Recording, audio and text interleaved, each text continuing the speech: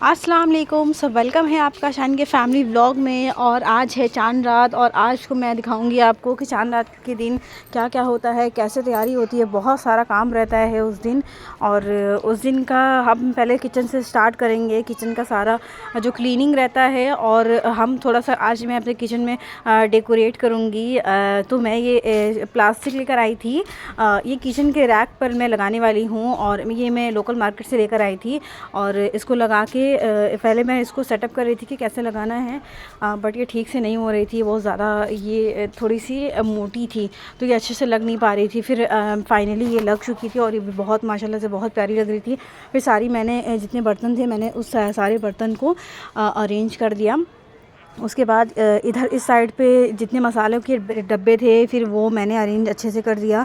और ये छोटे छोटे सारे बर्तन हम लोग ने अलबेदे के एक दिन पहले ही हम भाभी ने मिलकर अच्छे से इसको साफ़ कर लिया था, धुला था। और इस तरीके की इधर भी हमारी इधर 2 अलमारी है।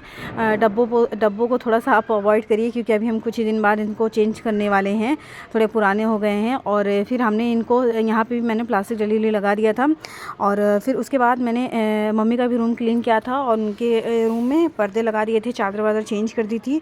और क्योंकि सारे गेस्ट आते हैं तो पहले मम्मी के रूम में बैठते हैं, तो इसलिए मैंने मम्मी का रूम क्लीन किया। फिर ऊपर में आई, फिर मैंने अपना रूम क्लीन किया। मेरा रूम तो पहले ही मैंने अपनी रूम की डीप क्लीनिंग कर चुकी थी रमज़ान के 1-2 दिन पहले।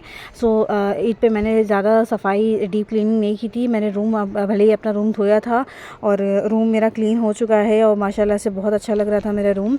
और मैंने सारे कर्टन वगैरह चेंज कर लिए थे और सोफ़े का मैंने कवर चेंज करके धुल के अच्छे से लगा दिया था। उसके बाद फिर मैं जब नीचे आई तो फिर देखा कि मम्मी और भाभी मिलकर सेवई बना रहे हैं और भाभी जामुन फ्राई कर रही थी और मम्मी ने सीरा चढ़ा दिया था। और इधर सारे ड्राई फ्रूट्स और चीनी पीसी हुई रखी है सारे सामान। और मम्मी इधर ड्राई फ्रूट कर रही थी और अमन उनसे बातें कर रही थी। अमन तो माशाल्लाह से बहुत ज़्यादा बातें करती है और माशाल्लाह से सेवई बन गई है और सेवई बहुत ही अच्छी बनी थी।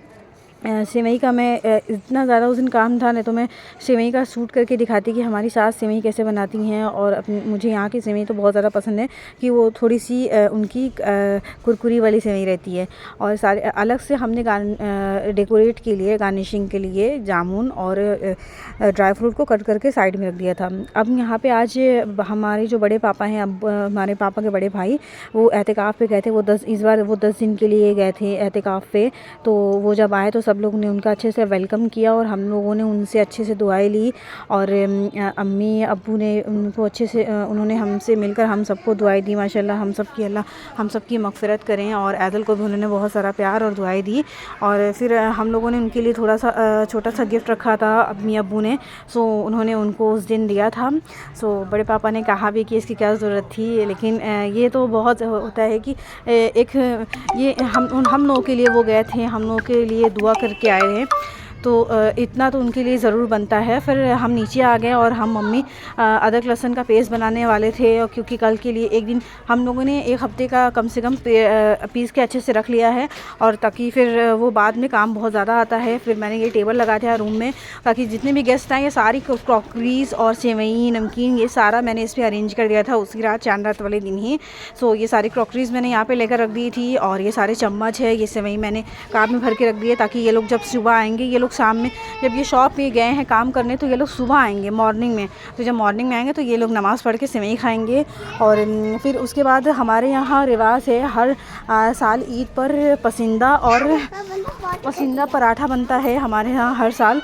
सो मैंने रात में ही ये सारा चीज़ें पसंदे को अच्छे से प्याज लाल करके मैरिनेट कर दिया था, पसंदे को रख के और फिर उसको मैरिनेट करके बना दिया था। सो ये रही मेरी चांद रात की तैयारी। आपकी कैसी रही चांद रात की तैयारी? और अगर मेरी ब्लॉग पसंद आए तो लाइक शेयर कमेंट ज़रूर करें।